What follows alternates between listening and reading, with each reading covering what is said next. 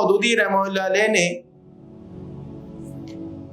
ना सिर्फ ये विजन दिया क़यामत दीन का, बल्कि साथ साथ इस विजन को अचीव करने की वर्किंग मेथोडोलॉजी भी बताई है, जिसको उर्दू में या खालिस दीनी टर्मिनोलॉजी में मनहज का लफ्ज कहा जाता है, कि इसका मनहज भी कुछ तय किया है मौलाना ने। इसको कायम करने, इस दीन को गालिब करने, इसको कायम करने और इसके सिस्टम को लेकर आगे बढ़ने के लिए भी मौलाना ने पूरी वर्किंग मेथोडोलॉजी बताई है। वो ये है कि आप जिंदगी के हर गोशे के हवाले से इस्लाम के प्रिंसिपल्स को कायम करने की कोशिश करेंगे।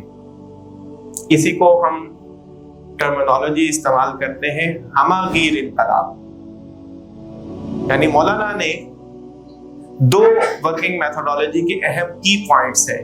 एक ये कि यकरुखा इनकलाब नहीं होगा, महज पॉलिटिकल इनकलाब बर्पा नहीं करेंगे हम, बल्कि पूरे के पूरे समाज को बदलेंगे, पूरी की पूरी सोसाइटी को बदलेंगे, पूरे के पूरे माशरे को बदलेंगे, उसकी हर डोमेन को एड्रेस करेंगे, एक बात।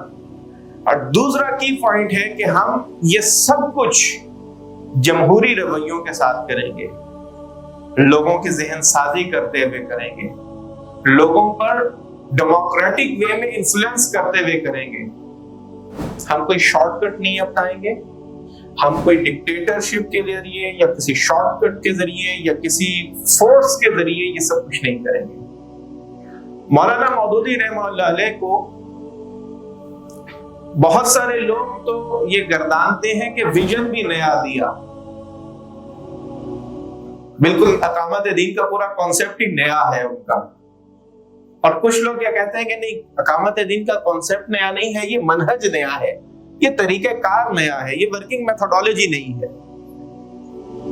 जबकि हकीकत ये है कि आप इस्लाम का जितना गहराई और गहराई से मुताला करते हैं तो आपको अंदाजा होता है कि ना तो ये विजन नया है, ना ये वर्किंग मेथोडोलॉजी नहीं है। ये बैन ही वही विजन है और बैन ही वही वर्किंग मेथोडोलॉजी है कि जो नबी मेहरबान सल्लल्लाहु अलैहि वसल्लम ने अडॉप्ट की थी।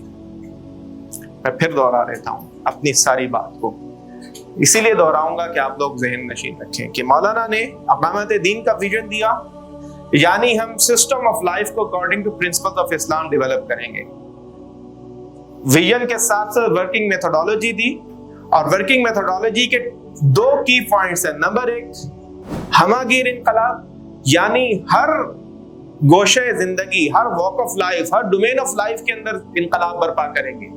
और नंबर दो, ये फोर्सफुली नहीं होगा, किसी शॉर्टकट के जरिए नहीं होगा, ये लोगों के जहन को, कल्ब को, अज़हान को बदलने के जरिए होगा, डेमोक्रेटिक वे में होगा।